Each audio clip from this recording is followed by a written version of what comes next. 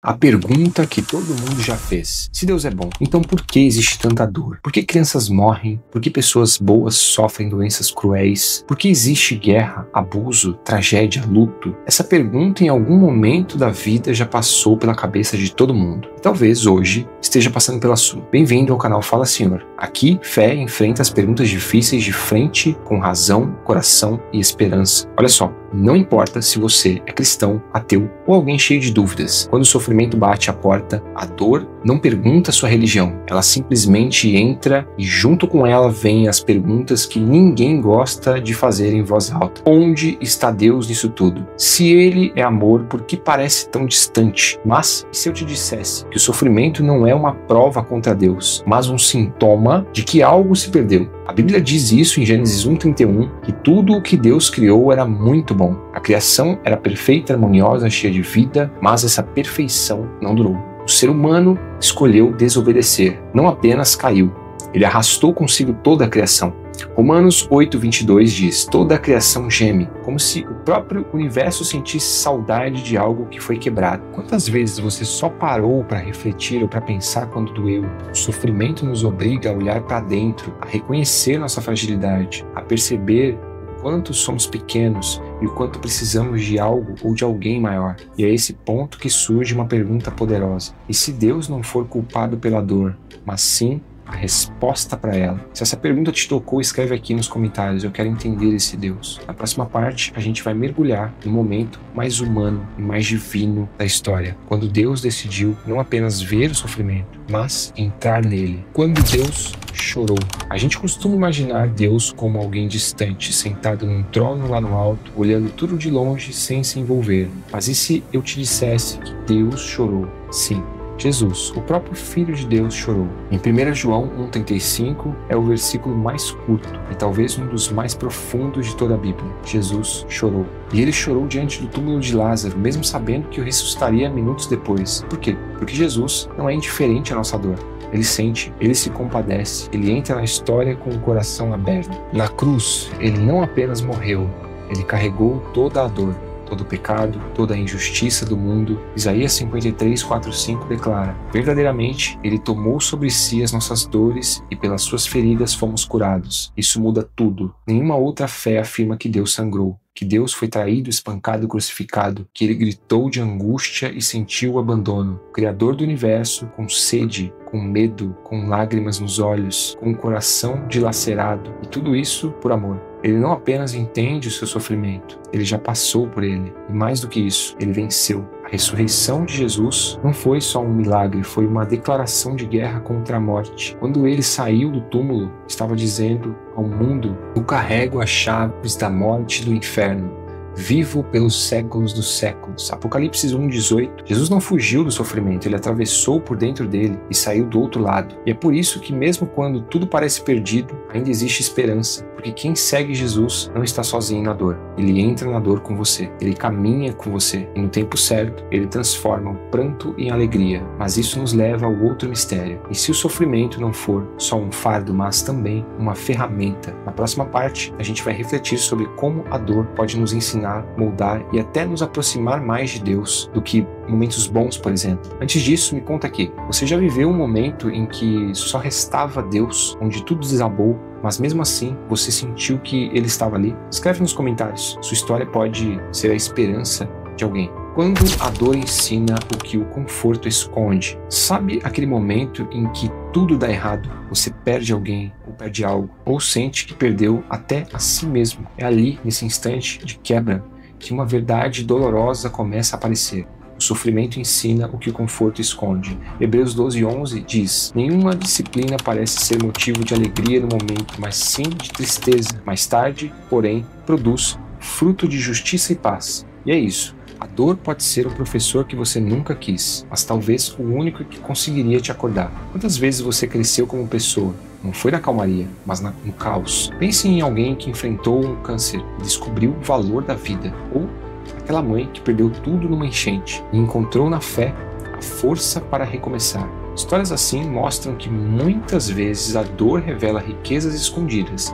A dor revela quem somos. Ela arranca nossas máscaras, mostra o que realmente acreditamos, mostra o que tem valor e o que era só distração. Foi no sofrimento que Jó declarou: antes eu te conhecia só de ouvir falar, mas agora os meus olhos te veem.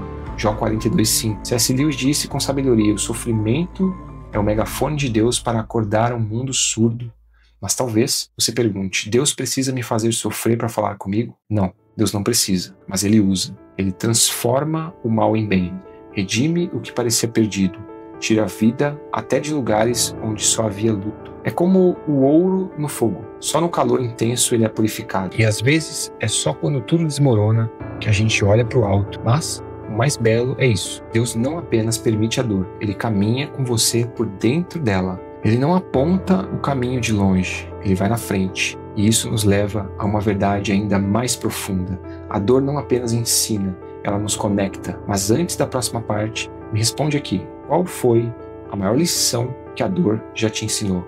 Escreve nos comentários. Alguém pode estar esperando exatamente a sua história. A dor que nos une, o sofrimento tem um poder estranho. Ele derruba barreiras, cala argumentos, une até quem estava em lados opostos. Você já percebeu? Quando uma tragédia acontece, ninguém mais pergunta quem é de direita ou de esquerda, rico ou pobre, crente ou cético. Todo mundo sente, todo mundo sofre. E por um instante, todo mundo se parece mais humano. Romanos 5:3-5 diz: o sofrimento produz perseverança. A perseverança, um caráter aprovado.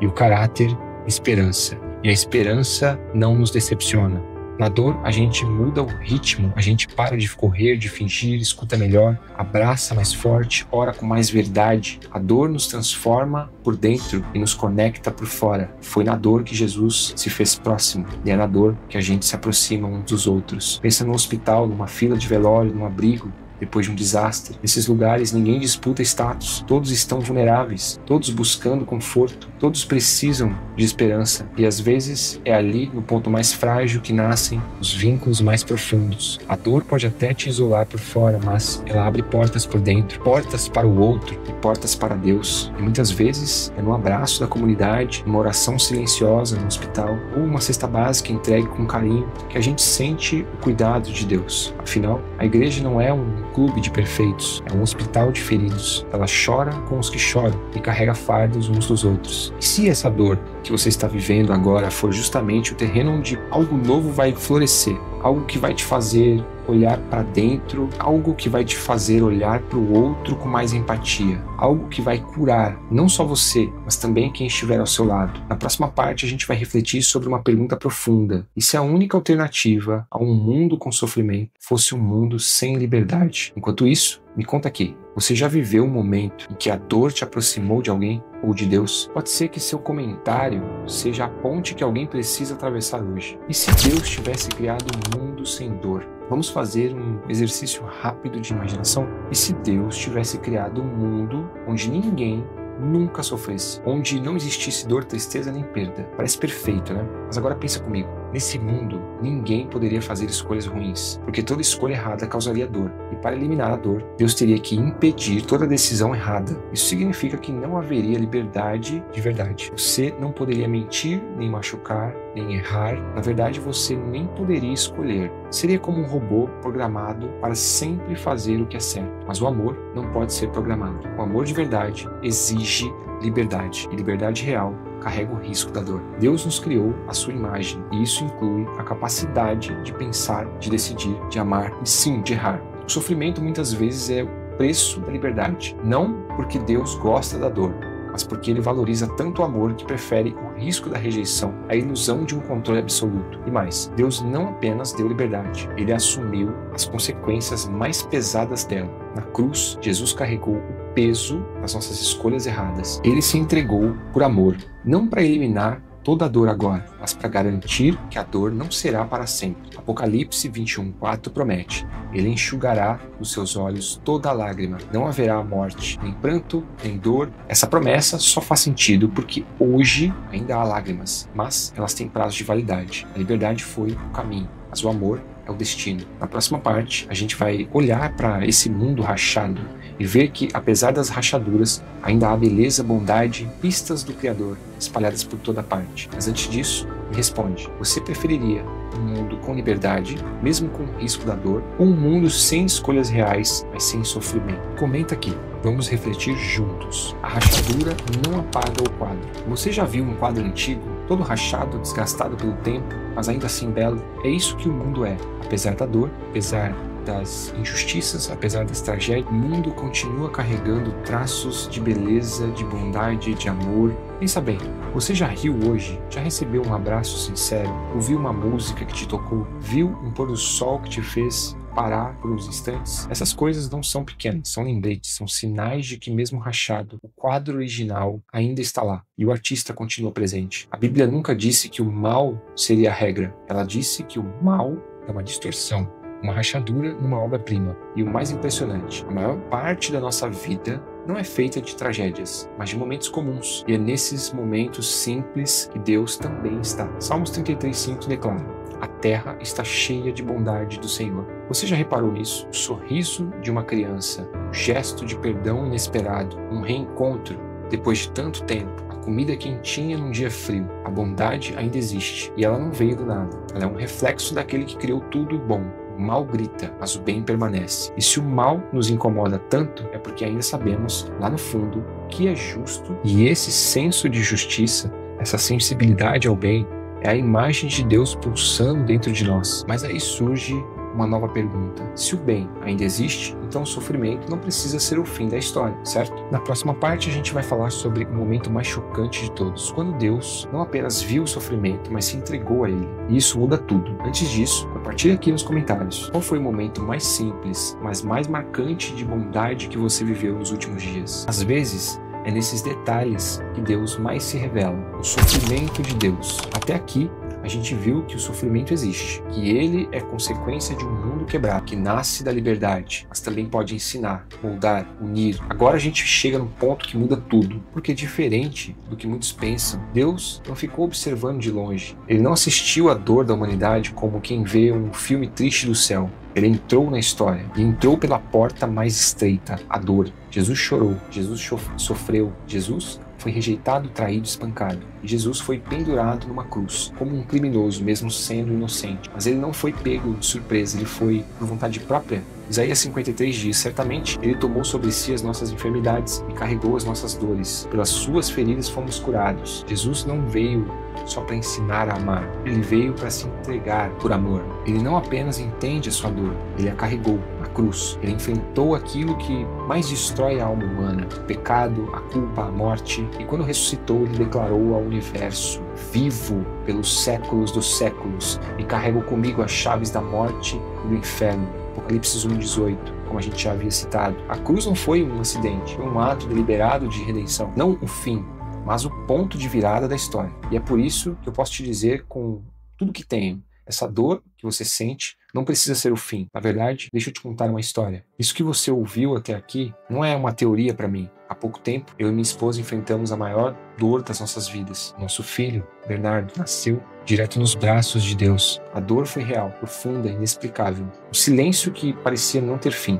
Mas, mesmo nesse abismo, encontramos uma certeza que ninguém pode tirar de nós. O sofrimento não é o fim da história. O amor que sentimos por ele continua vivo. E é esse amor que nos sustenta, que nos lembra que a vida, por mais breve que seja, pode transformar para sempre. Bernardo nos ensinou o que é amar sem ver. Nos ensinou que o céu não é só uma promessa, é um reencontro. Por isso, posso dizer com convicção, Deus não nos abandona na dor. Ele entra na dor com a gente. Ele chorou conosco, ele carregou a nossa cruz. Como disse o rei Davi ao perder seu filho: eu irei a ele, porém ele não voltará para mim. 2 Samuel 12:23. Essa é uma esperança que só Jesus pode dar. A certeza de que a morte não é o fim e de que um dia, na glória, a gente vai conhecer o Bernardo com os nossos próprios olhos. Até lá, a gente segue com fé, firmes. O fim que redime o meio. Toda a boa história tem dor. Pensa nos filmes, nos livros, nas histórias que te marcaram. Nenhuma delas é só alegria. Sempre tem uma queda, um momento de crise, de silêncio, de perda. Mas o que nos faz continuar assistindo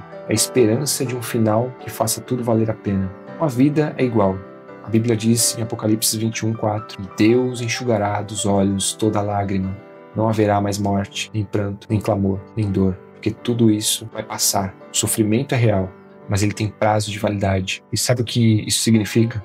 que a dor que você sente agora não é o ponto final, é só uma vírgula na história que Deus ainda está escrevendo com você. Talvez hoje você não consiga ver isso, ver esse sentido no que está acontecendo. Tá tudo bem, nem sempre a gente enxerga o meio da tempestade, mas o final já foi garantido. Romanos 8,18 nos lembra: os sofrimentos do tempo presente não podem ser comparados com a glória que nos há de ser revelada. Essa glória começou a brilhar no dia em que a pedra foi removida do túmulo. Por isso, mesmo com lágrimas nos olhos, a gente segue, porque quem crê em Jesus nunca sofre sozinho, nunca chora em vão e nunca morre para sempre.